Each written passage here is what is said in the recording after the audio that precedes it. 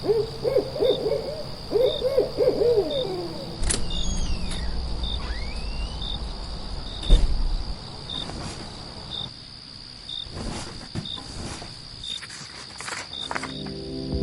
listeners, you're listening to the Midnight Readers podcast. Grab some tea, a midnight snack, and cuddle up in bed as we dive deep into today's most popular fantasies, sci-fi, and mysteries.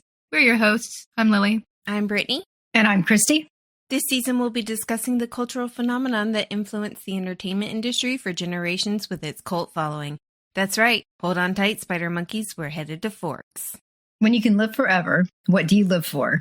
This podcast. You live for this podcast. Also, maybe the vampire who takes a shine to an innocent girl. Welcome to Sparkle High. Let's go. In this episode, we'll be discussing Eclipse chapters 1 through 5, where every single character is an absolute nightmare, and the central conflict between Edward and Jacob rears its ugly head. Jacob is not a nightmare. Before we get into it, this is your warning for major spoilers ahead.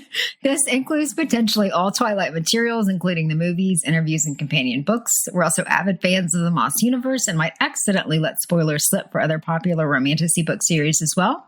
Sorry in advance, like the other seasons, this podcast is rated R, so be warned.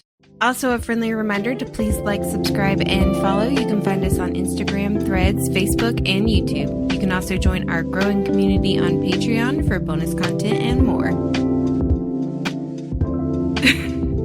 Okay, maybe Jacob is not a total nightmare. You know I love Jacob, but we'll get into it. So, before we get started discussing Eclipse, I thought it'd be funny to tell you guys a post that I saw on Reddit, and it was somebody asking, what are the two cutest names, or what are the cutest names that you've ever come across? And someone in the comments said, my granddaughters, Isabella and Alice. And everything in my being was fighting, leaving a comment under that said, is your daughter a Twilight fan? I mean, I've seen people name their dog Bella after Bella, but...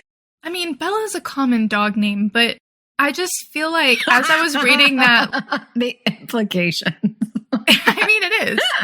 But I didn't want to ruin their day, you know, if they hadn't considered it. Alice is kind of an old-timey name, honestly. And so is Isabella. So is Isabella. I just thought it was really funny. If they hadn't considered it, then they were going to never forget that for the rest of their life if I left that comment. You know? Yeah. I was like, babe, should I leave this comment? And he was like, no, don't do it. Well, especially they say they're granddaughters. I mean, that's, like, you've set it up so people can't really comment other than supportive. Right? Like, let me have my fun. Right? Although, anyway, now I can't use Isabella on my Sims anymore. Damn it. I used to like that name. It just spell it, give it the Latina spell, the Ysabel. That makes it more fun. Isabel. Okay. Isabel. Okay. Yeah. Isabel. Isn't that from Encanto? Isabel? Is that a character? I think that is a character in Encanto, that wasn't the right? bitchy sister, though, was it? I don't know. Okay. Well, last we left off, Bella had successfully saved her vampire from walking into the sparkly, glittery sun. And now we have finally moved on to a semi-sense of normalcy. She has been grounded to the end of the school year, or at least as long as Charlie can possibly ground her. Which, okay, so if I ran off to Italy, or, you know, anywhere, this is the second time she's done that, I would not just be grounded. And it wouldn't be your boyfriend could also come over from this time to this time. No, I would be in prison. There would be no phone, no friends over, no. Mm-hmm. And my parents were teachers at my school too, so it would be prison. Yeah, I wonder if it's because Bella's entire identity is so based on Edward that if he took away Edward, she literally would be a shell of a person again. And so Charlie's like, well, I guess you can have him sometimes. I don't know. I think it's more to, it feels like it's more to the fact that, I mean, Charlie with Renee, when she walked out, so long ago. And I mean, he really lost access to his daughter. And so Yeah. I think he is probably terrified because remember in the first book, she tells him that she doesn't want to live with him. She understands, like, she really hit below the belt Yeah. on that one. And so he's probably still hurt from that and doesn't want her to leave. So, and I hate that poor she's Charlie. so willing to be like, ugh, I guess if he's going to, take away Edward, I guess I'll move out. I'm an adult now. Mm-hmm. Oh, God. Meanwhile, Charlie is also pushing the Jacob agenda, even though Edward is back, and he has been giving Billy notes from Bella, and Billy has been giving Charlie notes from Jacob. What are we like? I just feel like, why is she passing notes to Jacob? My dad would have totally read that note. Oh, 100%. And the fact that when he does talk to Bella about Jacob, he's like, well, Billy says that you're hurting Jacob and that he's really hurting and blah, blah, blah, blah. Fuck. I will give her this. She is trying to reach out to him. She is trying to still be his friend. And he's the one who's like, no, I can't associate you. I can't associate with you because of who you're associating with. That is what really pisses me off. Yeah. I do not like the way he's refusing to contact her. Okay. She deserves that shit totally. I'm not saying that she doesn't deserve it. Hey, she's not reaching out to him to be his friend or to any of that. Like, literally the only reason she's reaching out is to make sure her backup end of the line when no one else is going to be there, that he's still going to be there when she has absolutely no one else. That's what she's making sure of. Because if given the choice, she would never choose to spend time with him. It's going to be all Edward and maybe Alice too. She does choose time with him. In this section, she goes against what Edward says and goes and spends time with him. Finally, but isn't it for a reason? Because she saw a flyer about a wolf that made her miss him. I think she genuinely does love having Jacob as a friend, but she just doesn't treat him very well. She doesn't. No. I'm not saying that she deserves his friendship. I'm just saying that he can't sit there and bitch that she's not going to be his friend when she is trying to spend time with him and he is saying, I can't spend time with you because of who you associate with. That's the part that pisses me off. Like, but if you don't like my friends, that's fine. But you judge me based on me, not on somebody else. Let's also give him the option to, like, he's going through the new wolf thing. He's going through all of this all at once and trying to figure it out, right? And so maybe this is his first reaction and maybe it's not as great as he would like it to be. But isn't he the one in the end that tells her, that's fine, I will share you. I'm not going to tell you who you can and cannot hang out with. I still want to see you. Isn't he the one that reaches out and does that? Sort of. Well, in the end of our chapters. But he also sits there and the whole time he's with Bella, he's like, yeah, those evil bloodsuckers. Don't badmouth my friends either. No. He can only do so much. He can only move the needle He's trying. so much. He is trying. Okay. Give him a little Talk about bit something else then. Talk about something else. Don't, like, it's a personal thing for me. I will give him some credit. At the beginning of the section, the note that she gets from him is like all these crossed out, angry, like, no, we can't be friends. You know how this, like, super angsty, like, he is my enemy. And then the last one is like, okay, it's fine. I miss you too. He's literally wrestling with himself. And he, at the end, comes to terms with it. And he's like, you know what? I'm going to be civil. I miss you. And that's all that matters. So I give him credit there. I agree with Christy that in the end, he does come around and he's like, you're right. If I want to be friends with you, I have to shut up about it. But he doesn't go willingly. In a little way. She literally has to be like, okay, I'm done. I'm walking away for him to be like, okay. But think of all the shit that he's been through with her, all the crap that she's put him through, the many times she has dumped him for another vampire. So he, at this point, I felt like I actually wanted him to be like, fuck you, bye. I would have been happy with that. That would have been fine too. It's the whole, I want to be your friend, but I can't be friends with you because of who you associate with. He doesn't know the Cullens. It's the prejudice that I can't stand. That he has just this blatant hatred for vampires. But they're the same for him, though. Edward too. They are. Like that. That's are. my. I hate Edward in this section too because he doesn't know Jacob. He doesn't know how controlled Jacob is. Jacob has not had a single moment where he hurt Bella or came close to hurting Bella, and they're all about like, ooh, he may lose control at any second. Jacob's pretty controlled. Yes. Yeah. Yeah. And I would like to point out something from last episode that I caught during editing. Okay. So we gave Alice, well, not we, I didn't give her credit, but Alice credit for when she first comes back before she takes Bella to Italy, that she doesn't make her choose, right? That she didn't make her choose. She decided to leave. But if you really think about it, that is a manipulative way of making her choose by saying, I can't be in the same space. I'm going to leave if you see him. Without actually outright saying. I don't think it's manipulative. I don't think it's manipulative. I think it's setting a boundary. And Bella can respect that boundary or not. Yeah, I think both can be true. But it's still saying, if you're going to see him, I'm going to leave, because she knew. I mean, look how Bella acted. Please don't leave. Please don't leave. Yeah, Bella did do that. But that wasn't Alice saying, beg me to stay. It was, hey, your friend is here. I can't personally be in the room with him. I'm going to leave so that you can have time. You can use it as a manipulative tactic. But I don't think Alice did that in that situation. I think it was this is my boundary, and I'm going to leave so that you can have time with your friend.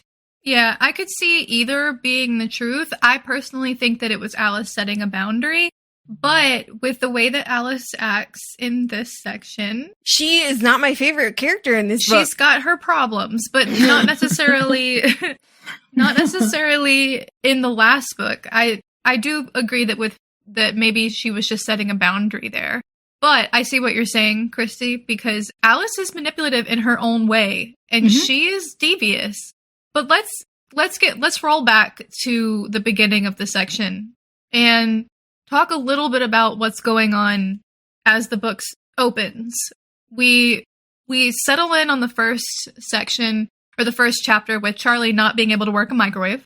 Which, since when can he not work a microwave? No, literally. He cooked on his own before Bella got there. He had years of cooking on his own. I'm not sure why that is a included portion of this chapter, but oh my god, why are they making Charlie stupid? I don't understand. I don't either. Like, again, he I took don't care of What himself. to do with Charlie? He took care of himself for years, and yet suddenly he doesn't know that metal can't go in a microwave? Are you kidding me? He would have burnt the house down 15 times by the time Bella arrived. Exactly. Yes. And we also start with Charlie trying to have a sit-down dinner with Bella so that he can ask her, once again, this happened in the previous book, can you please go hang out with people that are not just your boyfriend? Also, mostly Jacob, but other people. Which, fair request.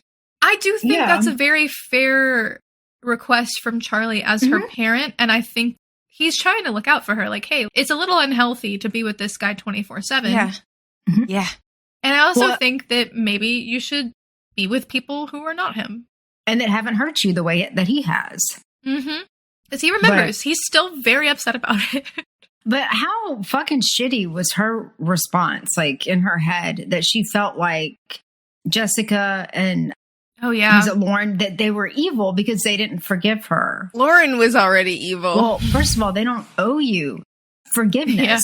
But Jessica had every right to not like her. And I thought that was, And I just feel like that was crappy. Yeah. And Charlie calling her out to tell her that she doesn't care about anybody but vampires. I was like, yeah, it's true. Yep. I agree. I don't think that she hasn't even done anything for Jessica to make up for the fact of what she did. And then, so why would Jessica forgive her? Right. Like, it's nice that Angela has been a loyal friend. Don't get me wrong. Yeah. I appreciate the kind of friend that Angela is. But Jessica had to deal with some crazy bullshit from Bella. So Angela didn't, get introduced to 4 strangers. Yeah. In the middle of a city in which Bella was almost hurt. So, yeah. No. Yes. Another thing that Charlie mentions is that there have been 5 unsolved homicides in Seattle in the last week, and that he does not want her going anywhere near Seattle, which she probably wasn't planning on doing so anyway, but it sets up the major plot for the book, which is there are things at stir in Seattle that we're going to see later. Can I just say, when Edward comes in and confirms that this is probably a newborn vampire that is doing it, then all of a sudden the victims matter to her. She's like, oh, people are dead. Wah. And then she's like, oh my God, that's terrible. And then he's like, vampires. And they're like, oh, they probably had like mothers and children and whatever and friends. And their names are standing out against the newspaper and blah, blah, blah. And I was like, so they only matter if they're victims of vampires. Yeah. Exactly. I will also admit that Charlie's behavior about Edward, even though he's right to be upset about Edward, I feel like as Bella, I would be so pissed off. I would too. I would be so pissed off, especially the standing around, stomping, watching the like, what are we, like 5? Exactly. And then when Edward and Charlie agree about not going to Seattle, something about that just sent me into orbit, because I was like, what do you guys know about what's best for Bella? Obviously, she shouldn't go to Seattle, but something about that made me so mad. Oh, before I forget, the preface. Oh, yeah. So the audiobook has brought in a male narrator for Jacob. Not for Edward, just for Jacob. That's interesting. And the preface kind of really pissed me off because, first of all, it's still not a preface. And second of all, it literally just gives away the ending. And I know it's supposed to be like a preview and that's a plot device that people use or whatever. Right. A precog moment. But I just was like, do I really need this? It's not really necessary at the beginning of the book. Neither is the Robert Frost Fire and Ice poem. She really loves her classics. Like, I was like, girl, we've heard it before. Her and the Romeo and Juliet and the Wuthering Heights, which we also see in this first chapter because she's rereading it again. Which, by the way, I know that Stephanie Meyer is trying to use Wuthering Heights as like a reflection of Edward and Bella in some way, just like she did before with Romeo and Juliet. But it's so funny to me that she says that the problem in Wuthering Heights is, I cannot think of her name at the moment, the main female lead. I cannot think of her name at the moment, but basically she's trying to say that like Bella's the one that causes all the problems, right? Is Bella the one that causes the problems? Yes. Is Bella the problem? Yes. I mean, I think she caused problems with Jacob, but I think Edward is honestly the main problem overall. That's kind of my thoughts as well. Like, Bella is a problem when it comes to other characters, but between the two of them, Edward and Bella, I think Edward's the problem. Edward's the problem, but honestly, at this point, I feel like she fucking deserves him. Damn. Yeah. But I thought it was interesting that Edward is... that he doesn't like Wuthering Heights because the characters ruin each other's lives. And I'm like you fucking ass. It seems like he doesn't like a mirror being shown to him because he also didn't like Romeo. Right. And he tells her that he thinks it would be a better story if they each had one redeeming quality.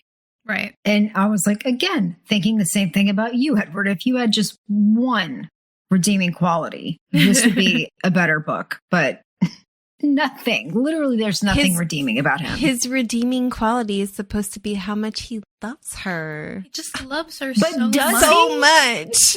He is abusive to her. Everything he does is tell her she is stupid. She's lazy. She's a klutz. She doesn't pay attention. She's like, he never is like, wow, you're really smart. Or wow, So you know, romantic. He's you're just this so and that. romantic. He tells her Right? these horrible things, but then I love you. And I'm like, how much more narcissistic could you get? Because what it means is, I love you in spite of these things. Nobody else is going Right. to. Yeah. Yeah. I think, later we'll discuss it, but Bella reveals to Jacob that Edward can't hear her mind. And I realized when I read it, oh, she never told him that part. And Jacob's probably thinking to himself, like, wow, you're so special. He can hear everything I'm saying. But I think that's the only reason that Edward really finds her interesting at all, is that he can't hear her thoughts. And the fact that she smells so nice. Oh, and she smells delicious. Oh my God, get a Glade Yummy. plug-in. But another thing is that he is kind of pushing her to apply for colleges. She's already been accepted to University of Alaska Southeast, which, oh my God, can you imagine? At some point, I want the snow. Yeah, at some point there was a comment from one of the characters that they were like, oh, I think Bella was like, how does he keep finding these loopholes and like places that will accept me? I'm like, who the fuck's going to University of Alaska Southeast? They can't have that many options of people applying. They're probably like, yes, please come to us. Anyways, but she doesn't care that much about college. Mm-mm. Which blows my mind. His thing for me is you need the human experience of being in college. If she's gonna be whatever age for the rest of her life, is college really that much She's different? got time. Yeah, is college really that much different as a vampire versus a human? What, you want her to do drugs? Is that it? Drink a lot, go to Drink parties. a lot? Yeah. That's the only thing I could think of that she would experience besides maybe like crazy sex. I don't fucking know. Like, I think that's all she wants.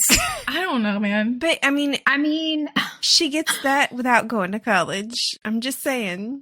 Yeah, I'm just saying that, like, what could she be missing when she's a vampire? There's I don't know. And I know I can't speak from experience of being a vampire, despite what my mom calls me. But I don't see a difference. But I have to take night classes, or I can only go to school on rainy days versus having to get up at 6 a.m. and go to class. Yeah.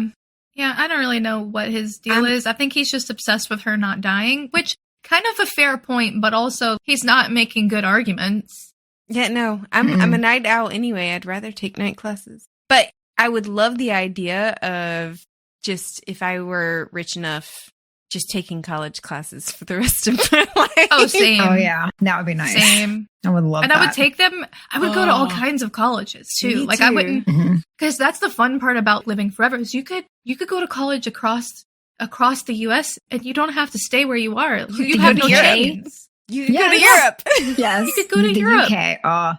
Anywhere. I mean, University of technically, Edinburgh. Yes, please. I guess as adults we technically can, but we all have our responsibilities and obligations, right? Yeah, and not enough money. Yeah, exactly. But yeah, no, the art classes I would take. Oh. Yeah, I think if I was Bella, I would wait till I was turned and then go somewhere fun. You know what I mean? But I understand they have to stay in a place that's low key, whatever.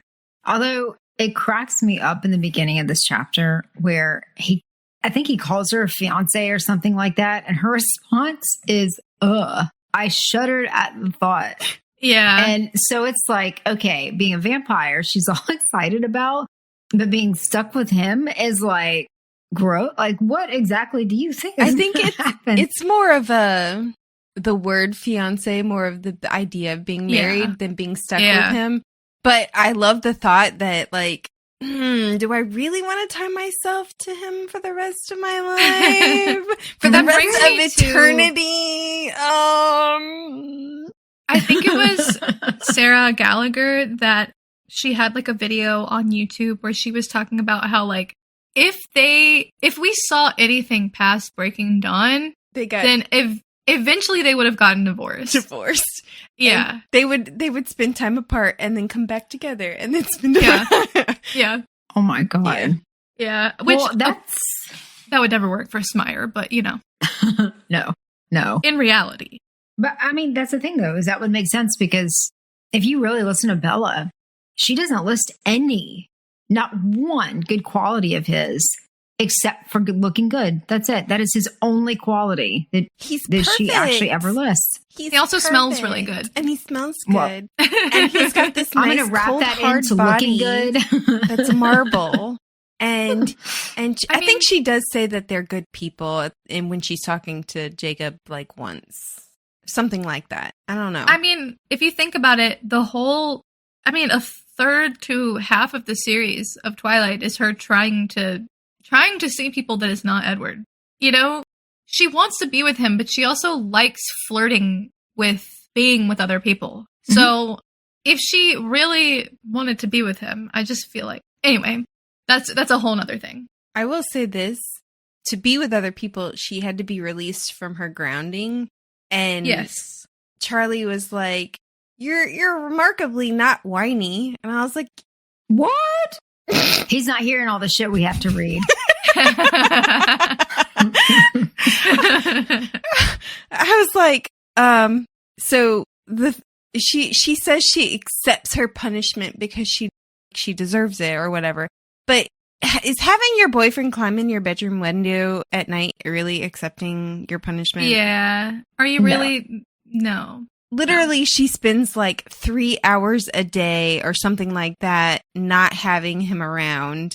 And she's like on edge during those 3 hours. If anything, the punishment that Bella gets served is the fact that Charlie wants her to go hang out with Jacob, and Edward absolutely doesn't want her to do that. He flips out. He tells her she's not allowed to do that. And she says, no, I'm going to do it. And he's like, I'm going to stop you. Which, that would have been the end of our relationship right there for me. Yeah, no, that's a problem. Like, that's a problem for me. You don't tell me who I get to see and who I can hang out with. I'm sorry. Like, I had a friend who her boyfriend would not allow her to go downtown with me and another girlfriend. And I'm like, it's not like we're hanging out with boys. It's not like she's hanging out with other boys. She is literally hanging out with me and another girl. And she's not allowed to go by herself? We can't have girls' night? Yeah, no, that's ridiculous. A man that tells you where you can and can't go, that's not a good man. Yeah. Yeah, no, that's just ridiculous. As soon as I started reading this, I was like, oh, here we fucking go. And this is when Edward tries to give her reason for why she shouldn't, which is, oh, they're so unstable. You don't understand. Like, I was around for the last wolf pack. And this gets into a little bit about what I was telling you guys for the last book about Ephraim Black was the last pack alpha. And Edward tells her a little bit about the history of the last pack and how Carlisle made the pact with them. Mm-hmm. But I just don't feel like you can judge Jacob and his pack by the last one.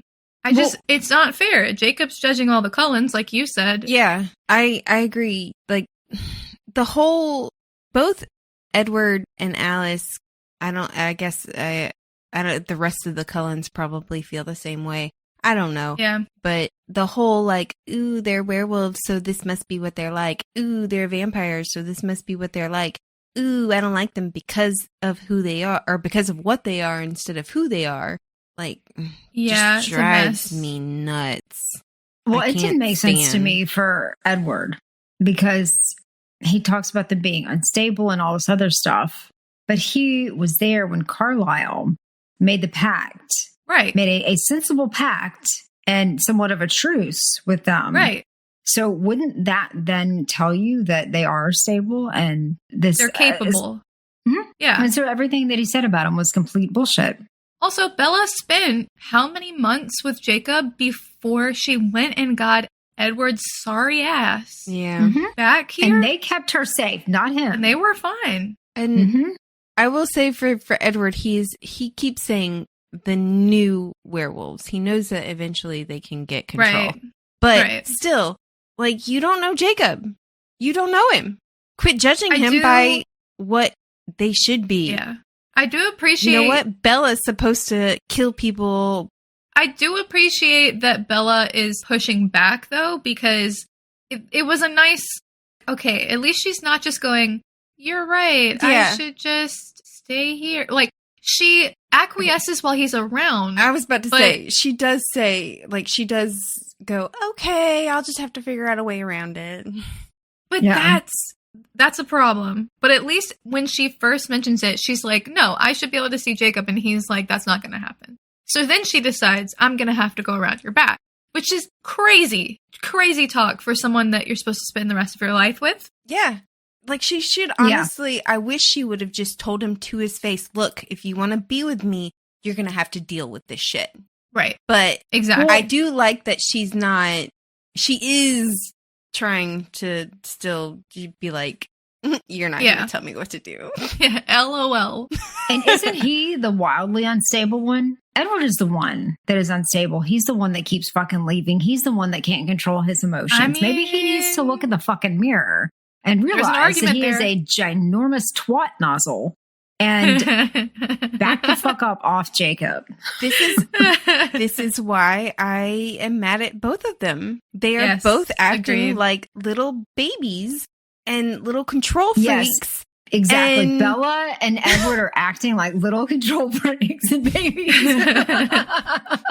Jacob and Edward, they are toxic masculinity at its finest. Yes, agreed. Bella is no better. She's just not toxic masculinity. She's not trying to control anything. She's just letting Edward control her, which pisses me off. Now, going forward from this, because this is the central conflict for most of the book, by the way, and we're going to see more of that as we go on. I cannot wait to talk, guys. I can't wait to get into the really crazy shit that happens near the end where like Jacob and Edward are talking to each other. Oh my God, I can't wait for that. But anyway, so they go about their day. She now is supposedly free and she's back at school and she is thinking about how she's going to go around Edward's back to go visit Jacob. And she's like, how can I do that without Alice seeing anything? You know? Brittany, were you going to say something? I feel like that's later on after he destroys her truck. What chapter are we on? That is, but I'm on chapter 2. Okay. So chapter 2 is where Alice has the vision of Victoria and fucking Edward lies about it. Well, I was trying to get there. Yeah, no. I thought that at the beginning of chapter 2, she also is kind of thinking about it in the back of her head. She wants to see Jacob. She is thinking about it, but hasn't made any decisions. And I don't think she takes Alice into consideration until after the truck. Maybe so. Yeah. Alice has that vision about Victoria, and she notices in the moment that Alice is having a vision, and Edward's playing it off. But after the vision, he avoids her and tries to keep other people around them so that he doesn't have to talk to her about it. Which, fuck you, dude. Yeah. Mm-hmm. Like, seriously? And she notices, which I'm glad at least she knows that he's, like, playing this stupid game. The games, the gaslighting, and then he literally, oh, it's nothing. You thought I was avoiding being alone with you? No, of course not, honey. Yeah. Sure. Motherfucker. He's such a liar. This whole book, actually this whole series, he's such, again, it goes back to that whole, that these are the perfect people that she thinks are perfect, are thieves and liars. And murderers. And murderers. People who inject random people with narcotics and steal women's cars that are going home to their children that need Have you read that yet? No. I'm just making that up. I added that in. It's the craziest scene at the end of that book. But he even goes so far as to talk to Mike about his car, which that's one of the funniest interactions in the chapter because Alice is like, what are you going to do to the car? And Rosalie is a mechanic. Hello. Yes. To be fair, Could she says get that any more perfect? To be fair, Alice says that Edward can't do souped up sports cars. That's what she tacks on after she says, okay, I don't know what you're going to do. And then she's like, well, you might be okay with it if it's not a souped up sports car. But yes, Rosalie is the mechanic of the family. I feel like it goes more into detail about that later. I don't know why. Oh, it does. I don't remember that. Well, I feel like somehow Rosalie still, even though she apologized and everything like that, in my heart, I feel like Rosalie still wants to kill Bella, and I love her for that. So I'm still Team Rosalie. Whereas I don't feel like she ever wanted to kill Bella. She just wanted her away. That works. Yeah. I mean, bottom of the ocean. That's okay. fine. I take that back. She works. did want to kill Bella for like knowing about vampires and stuff. But So, yeah. Away up a tree, bottom of the ocean, however it works, either way. They get home after he's been avoiding her, talking to her this whole time, and they get into a little bit of a fight about the plane tickets that she forgot about, that Esme gave her for her birthday. Which, okay, am I crazy? But do plane tickets work that way, where they're just like maybe for you rich buy a people. plane ticket? Maybe. I don't know. Like I said last Or episode, they expire? I've only been on a plane. She had them for a whole year in my life. It probably depends on how much you pay for them. For rich people. Yeah, I don't know. That's how it works for rich people. Can somebody in the chat, can any listener who has more money than we do, can you buy a general ticket that will work for a long period of time and you can just use it whenever? Is that a thing? Maybe at all? I wonder if it's a thing anymore either, because remember 9/11 and... Yeah, but this is after 9/11. Well, yeah, that's true. Yeah, I don't know. COVID. Damn. COVID. Yeah, let's just blame COVID. That's what I meant to say. Yeah. Yeah, they get into this kind of hissy fit fight because he's like trying to convince her to go visit Renee in Florida, which really, when you think about it, is not a terrible idea because she's been thinking about, seeing her mom again before she turns. But Bella doesn't want to do it. She's like, no, I don't really want to go right now. And he gets so upset with her, and he has the audacity to say, you're not the only one who's been trapped in this house, Oh my God. Yeah, because he hasn't spent a good bit of time in Europe. That's crazy. I could not believe he said, I was like, oh my God, you're the one that's up her asshole.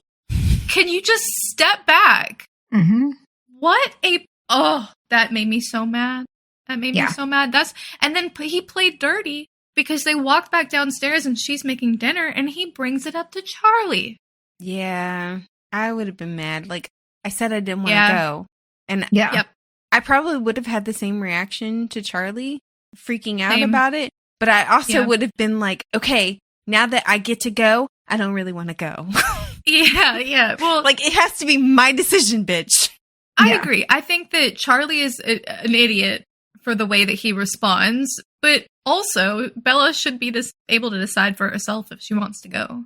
Also, I had a thought where he's like, oh, we're having a party down on the reservation. It's going to be this person, this person, blah, blah, blah. And they wanted Bella to go. And Edward was like, yeah, you're not going either way. What's he going to do if Bella got in a car with Charlie and Charlie drove her to the reservation? Is he going to vamp out and... Dude, I don't know. I feel like he would pull some crazy shit, like a crazy stunt, because... Well, he would do the same thing. He would take his motor or whatever. Okay, then Billy can come pick him up.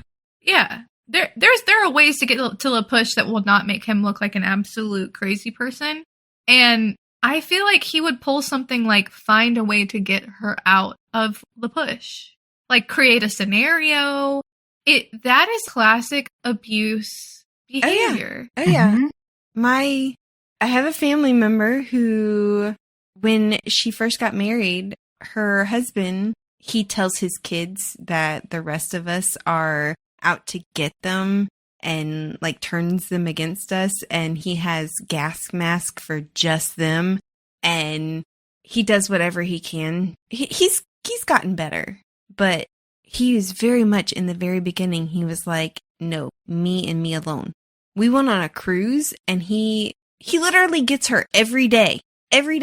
And he told her she couldn't hang out with me because whenever I was around, she spent all her time with me. And I was like, I get to see her once a year. That's crazy. That's sad. Yeah. Yeah. So Charlie's being ridiculous about it because he doesn't want Edward to go. Yeah, he was totally fine if it was just Bella. And he would have been totally fine if it were Jacob. Oh, absolutely. She pulls the Jacob card. She's like, and if it was Jacob, would you be this mad? And he's like, of course I would. Like, no. Yeah, of course. Don't pretend. Of course. Sure. Yeah. Well, Jacob didn't hurt her like Edward, so it's a fair question. But that's not why. But to be fair, that's not why. Jacob would want to do some bound chicka wow wow. Yes. And Edward is like, because after this, he has the sex talk with Bella. And I was like, how funny that he would totally be okay with Jacob going when Jacob would be the one that would be more likely to have sex with Bella willingly. Edward is the one that's like, I can't touch you before marriage. How sad is that? That she can't even get her own boyfriend to kiss her. I mean, he's got his boundaries. I respect that, but like, no, it is a he little wants sad. her to buy the package before she sees the goods. Oh my God. And because he knows they're inferior and he's trapping her. I think it's crazy that afterwards, when she confronts him about bringing it up with Charlie, he calls her a coward. He says that she was too much of a coward to deal with Charlie. Uh-huh.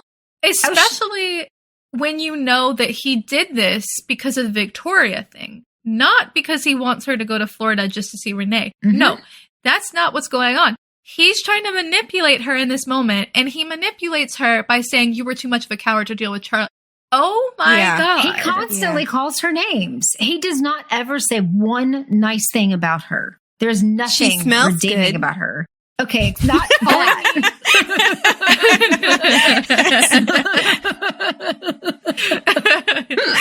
I'm just saying, if a man said to my face, I was too much of a coward, we would be fighting. Oh, yeah, we would. For days. That fight would go on. Yeah. Yep. I would not be letting that go. Mm-mm. Yeah, no, but she opens her window. Oh, okay. So if she does go to see, or she decides to go see Jacob, and by the time that she gets down to her car, he has taken apart her car. No. No. Put it back together. I'm leaving right now. And you get your sorry ass out of here. I'm never seeing you again. That's what I would say. What the fuck, Alice? Yeah. You're supposed to be my friend? Excuse me? Mm-hmm. Yeah, no.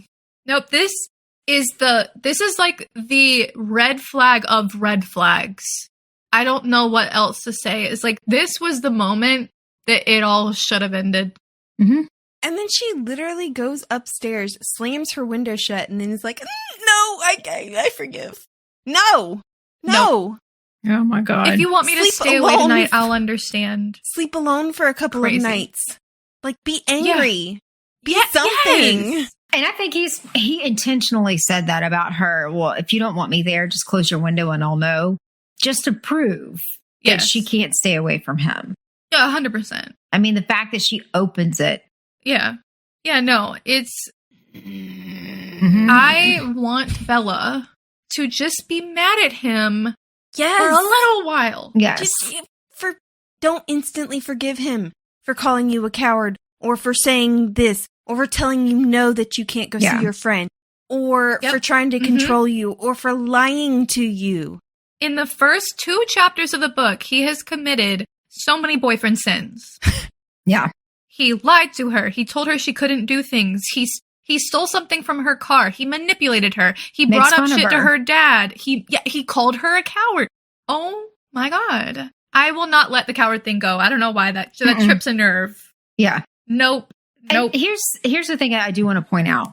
Because if you're truly in a relationship like that, it is really difficult to get away. And it is a vastly different thing. I think the problem that we all have with this dynamic and why we're harping on it so much is because they are set up to be these good moral, angelic characters. And they're set up to be the ideal couple.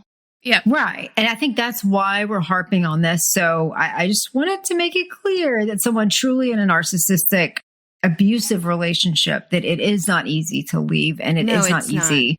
It's a different dynamic, but that's why we have this frustration with this, is because they are set up to be this angelic, wonderful, perfect couple. And that there's so many fucked up parts of it that, I mean, literally, like, name one good thing about them. One redeeming thing about either of them. Yeah, I have trouble at this point in the book. Right. I agree with you though. If we don't belittle them as true representations of a relationship. Yeah. We belittle them because this is a crazy thing to be reading in a book. Yeah. And especially at their age. And I have been in that type of relationship, and I do admit, like, you keep going back to them, and that's what makes me so angry about it. Yeah. They're put as the hero. If he was put as the villain, we would feel sorry for her. I think we would see that in her character, but it's not put that way. Absolutely. I need her to be angry. I need her to be angry. Because at the end of the day, she still thinks he's this perfect, he's so amazing perfect guy. Yeah. Oh, and her sentence about he is impossibly selfless. Oh, and my responsible. God. He's so responsible for everything. Oh my God. Oh my God. Uh-huh. Now, not to change the subject, but as we leave this altercation between Edward and Bella, we do kind of go right into the trip with Jacksonville. At first, I thought we were going to skip over it, but same. It's kind of like a flashback. Same. I was like, what, we get nothing? Yeah. I thought it was a weird way to write it into the chapter, but it's treated more as like a flashback of like, this is what happened, and then she's coming back home afterwards. At least in the movie, it's done better. I will say that for the movie. Yeah. And when she's emailing her mom and when she sees her mom, she's constantly talking to her mom like she's a child. I'm like, what is happening here? Yeah. I'm not loving it. Yeah. And everything she says bad about her mom, to me, I feel like Bella does. Like, she's exactly the same way. Like what? Because I didn't understand that when I saw that in your notes. So, because she describes her mom as, I can't remember exactly how it was, but basically that she's impulsive. She's impulsive. Like, her decision making is bad. Mm-hmm. She's flighty. And I mean, it's just a lot of it. It's the exact same shit she pulls between, especially Edward and Jacob. And, and she doesn't want to make a decision.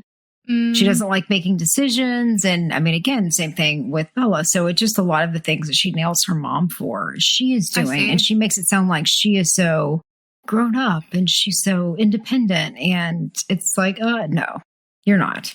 To be fair, when she was talking about her mom's decisions, they were like, she goes and gets in an airplane with a parachute attached to her and then remembers that she's afraid of heights. Yeah.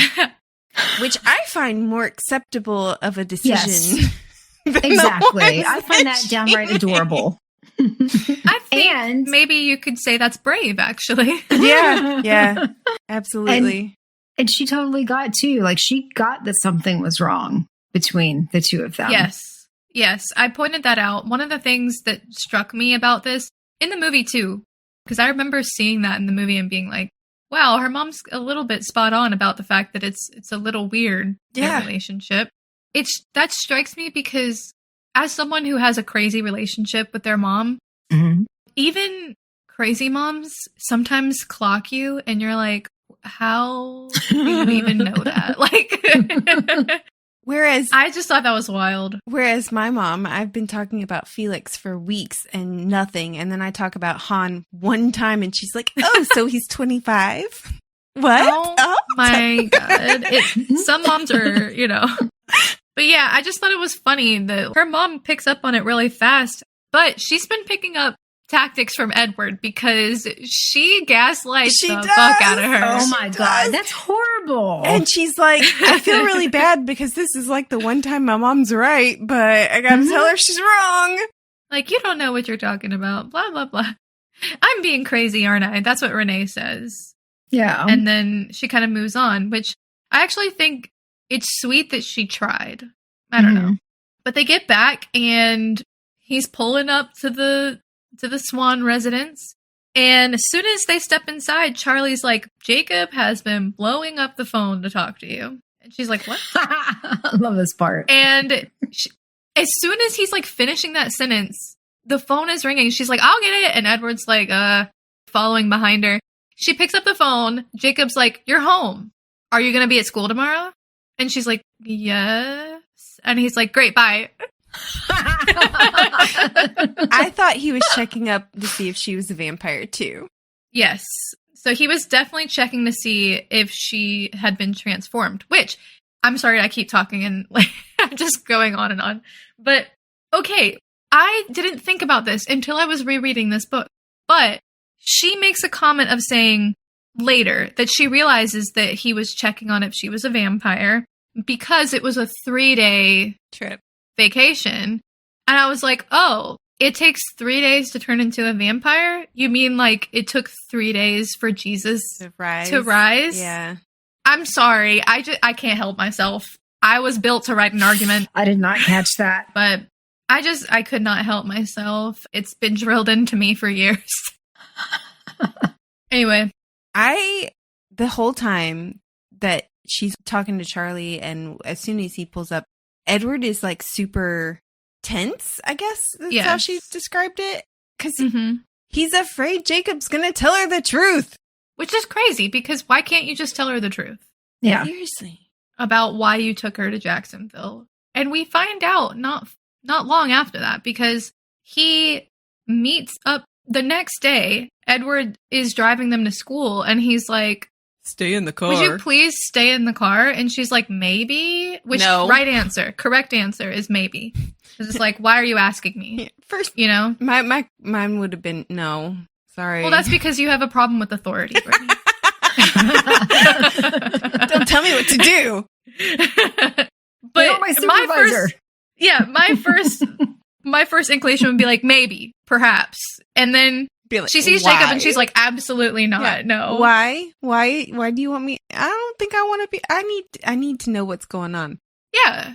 Also, this man looks like he's 25. Yes. And he's just hanging out on a schoolyard and nobody is calling the police like, hey, there's a strange man in our school hanging out with our kids.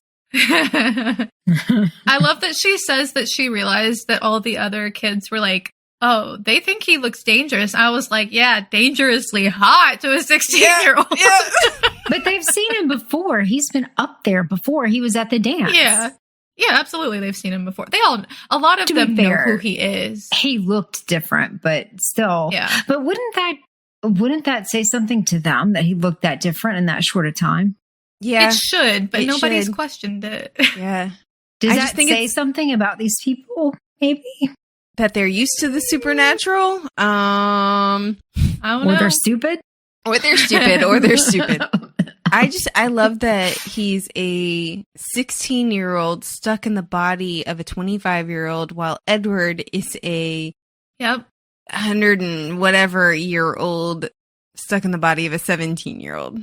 I think the thing about him being 25, 25-year-old looking, which he brings up later when they have their like personal one-on-one conversation, it's another weird thing that is included about the male love interests in this book is like they're older.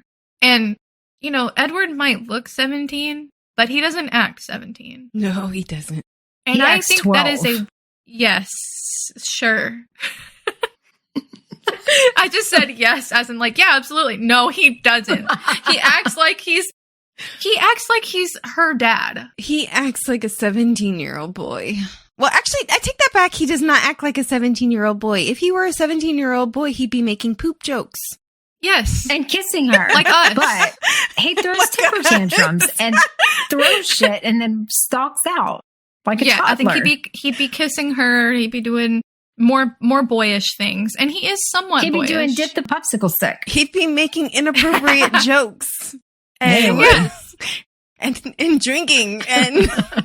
But the problem is that Smire wants him to be this male love interest from like Wuthering Heights. She wants him to be mature, what she considers to be mature. Which is funny because give me the inappropriate jokes. I know, right? I would rather have fun. That's mature. Seriously. I mean, Jacob at some point is like, aren't you allowed to have fun? And I was like, that's what I've been saying. Right? Yeah. No, we must act like adults.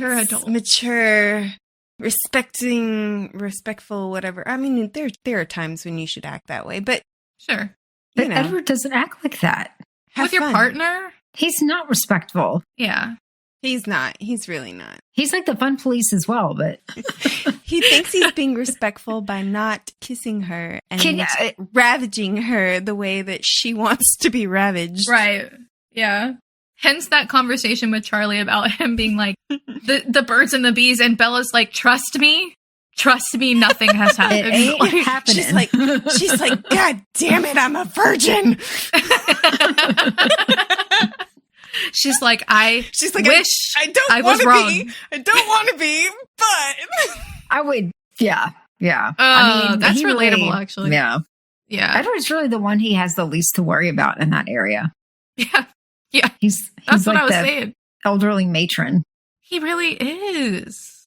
And he continues to be with this interaction between Jacob, Bella, and Edward when they get to the school, because as soon as they show up, yes, Christy. I have a question about that.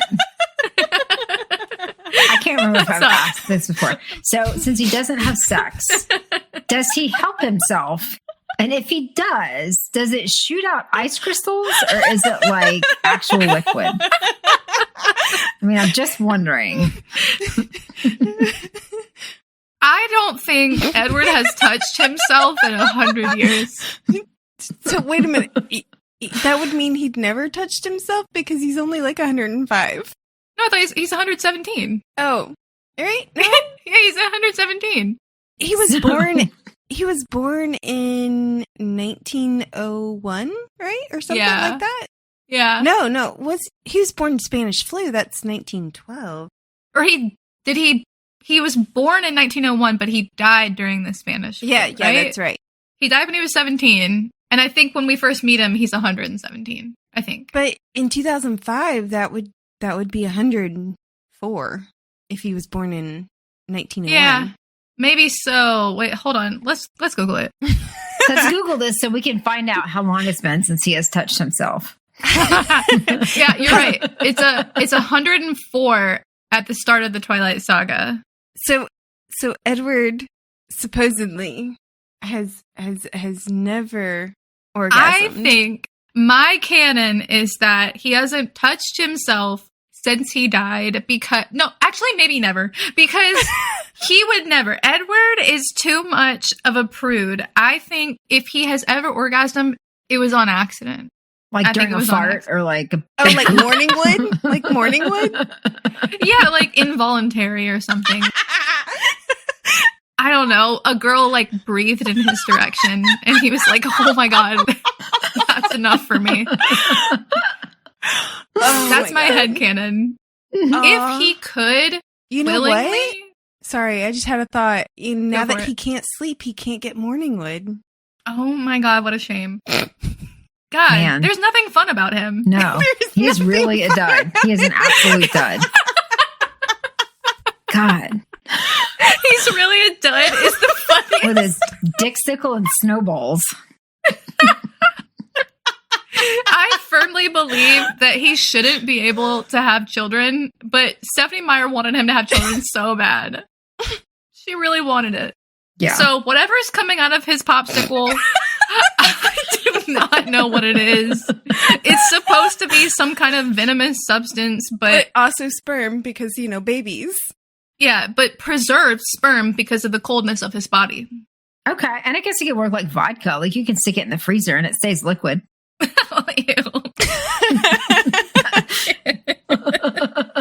Oh my God. Back to your your original question, Christy. What the fuck were we talking about? Anyways, we were trying to have a conversation about what Jacob tells her when he shows up on his motorcycle looking dangerous at the high school.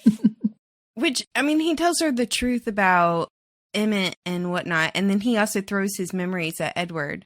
Yeah, which is funny. But all I could picture Great. was the scene from the movie where Bella just gets on the back of his bike and rides off And with leaves. him. And I was Yeah. like, why didn't you do that in the book? But also, Honestly. that would never have, like, he would have been arrested for kidnapping, and not really, but No. just, I mean, sorry. my school had to lock us in. We were not allowed to leave once we got there. Yeah, but Charlie is the what is he, captain? He's the chief. He's chief. What? Yeah, he's chief. So he would not have gotten arrested because he would have been Agreed. excited that he's on the back or she's on the back of Jacob's bike. But Agreed. also, when they found out that he was actually 16, they wouldn't have been. Yeah. But he looks like an adult, so Yeah. But he's asking the right questions in this conversation because Edward and Jacob start talking about what's going on, and he realizes that Bella has no idea what they're talking about, and he's like, why haven't you told her anything? Which is a valid question. Why hasn't he? Mm-hmm. But also, the thing is, he should have told her. But the fact that she literally basically has a panic attack after hearing that Victoria is still after her, something she should really You knew freaking that. already know, Yes, pissed you me knew off. I was I like, thought she was okay with dying. yeah, for real. Like, I was Yeah. like, are you kidding me? You're going to have a panic attack right now? Just because you found out that Victoria is still out there and hasn't died yet? It Yeah. made no sense. It made no sense. I also think it's funny that Jacob plays kind of dirty because he's like, yeah, I still have your bike. You can see it if you come hang out with me, which you're welcome to do. And I was like, see, this is why I love Jacob because Yes. he is so naughty. Mm-hmm. He is naughty. He's so is. much fun. He's His dangerously parts hot and naughty. make it so much better. Did you say he Agreed. was a hottie naughty? Or a naughty hottie? He's a hottie Yes. and naughty. I agree with you, Brittany, 100%. He's a naughty hottie. I just think you know what? Young Lily had a problem with bad boys, and Jacob was flirting with that. You know what I mean? Same. Mhm. Yeah. But also, his personality leaves a lot to be desired. But Who, Jacobs? all of them. But yes, Jacob's. Disagree. I think Jacob's the best. Yeah, I think he's adorable. I think he is too. I think he was adorable. I think now he got a testosterone injection and it made him less He has desirable. issues. He's He's trying. got problems, but his He's- personality is good. Yes, and he is trying. He is navigating his way. When he's with Bella and not talking about vampires, yes. Yeah. I like him a lot. When he's being all growly, ooh, vampires bad. I hate Yeah. that you're hanging out with them. We can't be friends. It was like one small moment of the book, and he's doing better now. So it's just, take a moment. I will like him until the next book. I'm sorry to say. I can't remember the next book. Well, you know Nope. what? I'm so glad that we mentioned the next book because that's when we start talking about imprinting. Oh, yeah. Yeah. That part. Not to totally skip, of course, her instant decision at Newton's store to go see Jacob, but she finds a way around it. She's at work and she's supposed to be working that day, but because she hadn't planned to go see Jacob, she realizes she has like a 15 to 20 minute time span where she can get to La Push and Alice will not have foreseen it. Well, she Which would is she would sad. foresee it, but Alice is out hunting and she's 15 minutes away. So she would have 15 minutes to get to La Push before Alice could stop her. Right. But it's just sad that she has to like figure out ways like that to get around Alice and Edward. Yeah, like it's my life, bitches. I'll live it how I want to.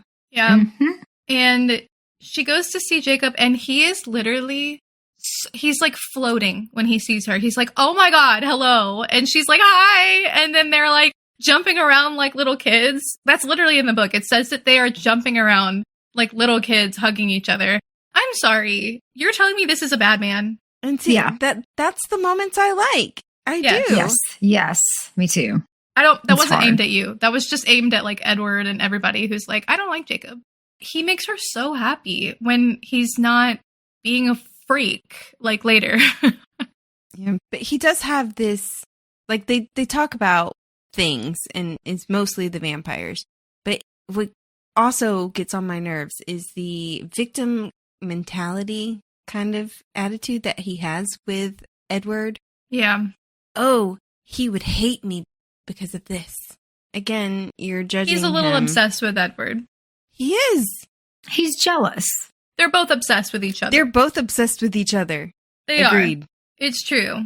I will say I have to give it to Jacob for telling her the details of what happened between Emmett and Paul, which is what Edward and Jacob were talking about at the meetup and why Edward took her all the way to Florida.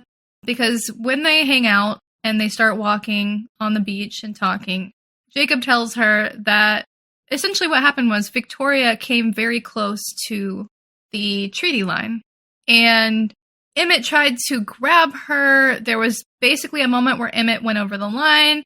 Paul got upset, and they came to heads. Which, to me, is a highlight of how immature everybody is. You have an enemy. The enemy of my enemy is my friend. Like, work together. You have the same goal. And, like, even Jacob does later, he's like, well, we would have had Victoria, or we would have had the redhead if it wouldn't have for the Cullens. Really? I disagree. Quit blaming each other and fucking work together. If they had worked together, they both would have gotten her. That's the thing. Yeah, go back to being enemies afterwards. Yes. I mean, and don't really, but ugh. I know. And we do see that later, but it is infuriating. And the vampires are just as bad. That was No Man's Land. No Man's Land, really? Mm-hmm. Okay. But yeah, it sounded like it was just a misunderstanding, and both parties were, on edge. They talk about a couple other things. She talks about how Alice can't see the werewolves in her precognition, and he's like, oh my God, that's excellent. He didn't realize, so I thought that was really boyish and silly. They also talk about, he kind of wonders to himself, because Bella explains the reason that she went to get Edward and like how everything came to fruition at the end of New Moon. And Jacob kind of has a moment where he's like very sadly realizing, if you had just waited and not jumped off that cliff by yourself, you and I would still be friends and we wouldn't have all of this problem, and the Cullens would never have come back. And that's so sad. She was like, no, Edward was coming back anyway. Yeah, and I think she's wrong. He would have killed himself eventually. Yeah, oh, damn. Well, I think there was a part at the end of New Moon where he was like, I was at my edge. I couldn't take it anymore. I was going to come back. Does he say that? I don't even remember that. I think so. I don't remember. I remember him saying he was at the end of something, but I don't remember him saying that he was going to come back and be in Forks. Maybe not be in Forks, but he was coming back. Maybe not to be with Bella, but to be around Bella. That was what was kind of implied, which would have him be in Forks. Yeah, but maybe so. I can't recall. I don't remember him saying that, but you could be right. That's crazy, though. I thought it was funny that he sent his memories to Edward, and he was like, well, I thought he should know what he did to you. Yeah. I agree. The way you were not even human. It took weeks for you to be human again. And you were always standing around, wrapping your arms around yourself like you were holding yourself together. And I was like, she was clenching her hole. She was clenching her hole. Brittany. Oh my God. Back to the hole. She was wrapping her arms around the hole. He needed to know about the hole, okay? He clearly doesn't know about the hole. Oh my God. He also says from that he says that Sam is upset with her, although I'm not sure I believe it's Sam necessarily, although it could be. But I think Sam and Jacob are upset with her because she, out of anyone, should be the person who is upset with the Cullens. And I agree personally on that front. Is yes. Like we said before, she doesn't get angry with them enough. She doesn't. And although I've been in that situation where I'm furious about something and I feel like somebody else should be furious about it too, and they aren't. Yeah. And I'm so flustered. Like, how can you not see this? Yeah. But people have to get there in their own way. Yeah. It's true. And I think going back to what Christy said before is if you're in a toxic relationship, it really does take you realizing to make a difference. And Bella is totally glossed over. She doesn't see anything that Edward does as no, he's perfect. He's perfect. Yeah. Which, again, like I said, I've been in that relationship. I have never once thought that any person I have ever been in a relationship with is perfect. Yeah. Never. I don't know about perfect, but yeah, she's convinced. And he brings up that, you know, Sam has feelings of hatred against the Cullens because he kind of blames them somewhat for what happened between him and Leah and Emily, which I kind of see where Sam's coming from, though I don't know I would blame the Cullens for that. I mean, that's kind of just a sad situation that they are forced to reckon with. Yeah. Yeah. I think there was at one point, Jacob was like, are you going to scream at me for something that's not in my control? Because they were talking about his age. And I was like, you mean like you blame the Cullens for making you werewolves because it's not something in their control either, their existence? Yeah, I agree with that.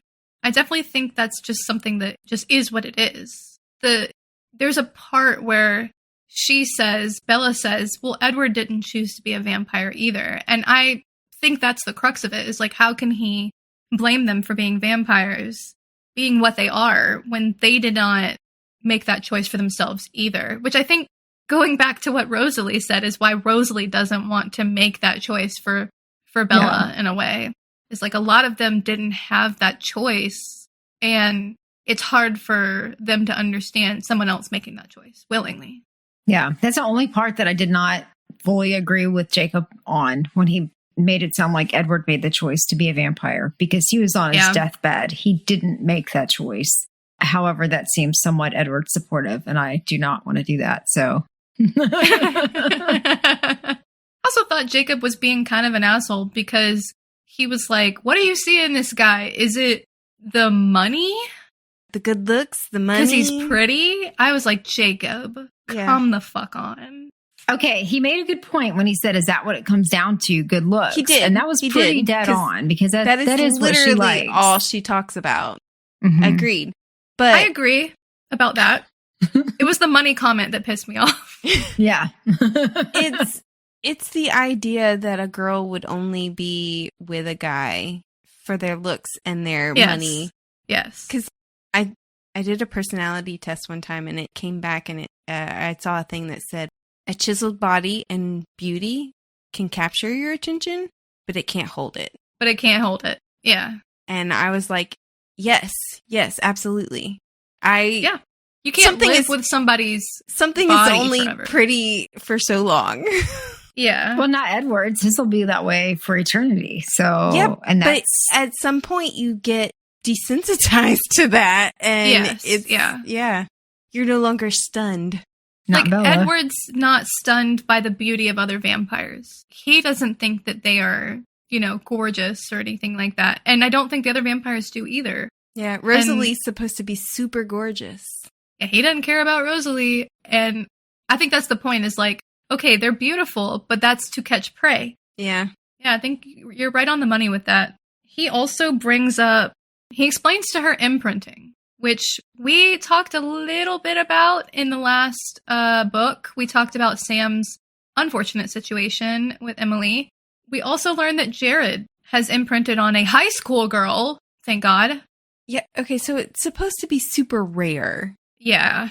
And I love that this is a girl that he sat next to for years, and never looked at once. And yet all of a sudden imprinting happens and he's shackled to her for life. Which is crazy. So, you know what that makes me think of? When we were doing the Zodiac Academy series, I remember Christy being upset with the fated mates thing, which, you know, is valid. And I always felt like the fated mates to me was not that big of an issue because the way I see it is like, you're two people that are meant to be with one another, then that means you would have made that decision anyway. In this case, it is different because I feel like this is kind of what I imagine is like the worst case scenario for the fated mate thing is like, you would not have made that choice had you not been a werewolf. Yeah. That's crazy to me. Exactly. Imagine that girl knowing that the only reason he is with her is because of some wolfy connection. It didn't sound like it mattered. It sounded like that she had a crush on him and she was super psyched to find out that he was stuck with her. So I think she was totally fine with that setup. I mean, okay, so I get... Maybe. She had a crush on him, yes. But as a high schooler, I mean, as an adult, I've had crushes on people too. And if I found out that they were only with me, they only looked at me because of some mystical, supernatural connection, I would be devastated. Brittany? Yeah.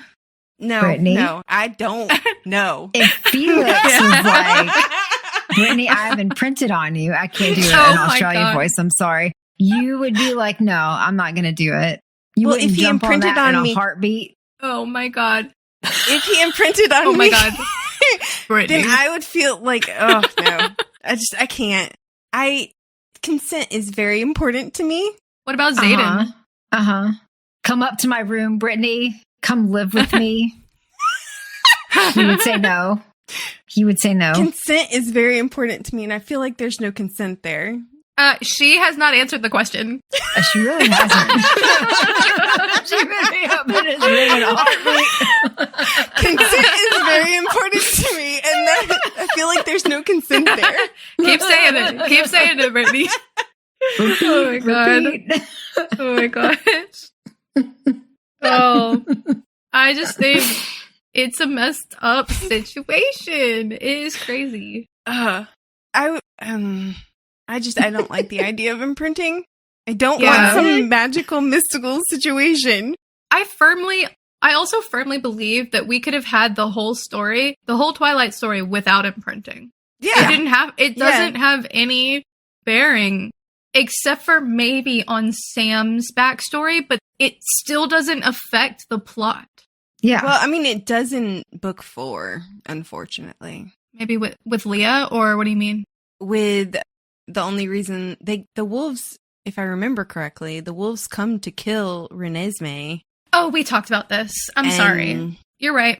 The only reason they don't kill her is because Jacob imprinted. Yeah, but they could have found another reason for them not to kill her. Or they could have done us all a favor and killed her. Oh my God. I mean, I do think they could have found a way around it without the imprinting thing, because I don't think Stephanie Meyer came up with the imprinting part of the book to have that plot device. You know what I mean? Like, it was convenient for a reason not to kill Renesmee, but I don't think it's the only reason that she has imprinting in the book. Yeah.